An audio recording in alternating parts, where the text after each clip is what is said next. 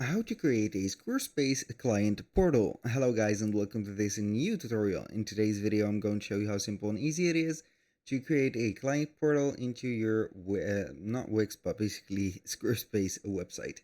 The process is going to be very easy and simple. We are going to head over squarespace.com, sign in for an account, and then we're going to head over the website or the chosen website of our choice, and then we're going to find this magnificent dashboard. Now we're going to head over the website. As you can see on the left side of the screen, click on pages and we're going to find all the pages related to our website. Now what we're going to do next is going to be clicking on the plus button on the pages, and we're going to head over here and create either a member site, or we can go ahead and create a blog that we can go ahead and set up for a specific paywall.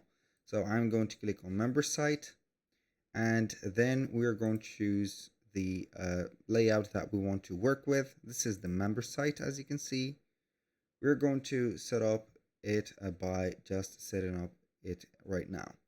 So this is the welcoming page of it. So it is going to be a unique layout that you can edit like that.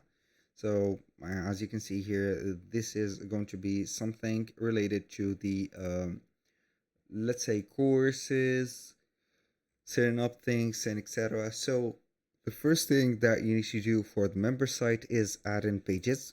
As you can see, you can add as many pages as you want. These are going to be all the pages that are available into your Squarespace website.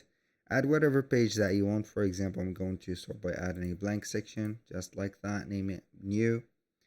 And we are going to do the most important part here, which is going to be creating the pricing plan. So you have the choice either of having the pricing plan as a paid one or a free one. Do not forget to set up the name, description, the benefits that they are going to get. So yeah, they are going to be having the sign up window for the member site.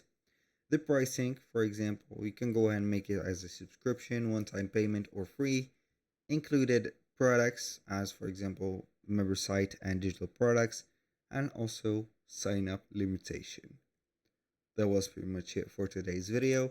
Thank you guys for watching. I hope that you have enjoyed the content, and I hope to see you soon on the next one.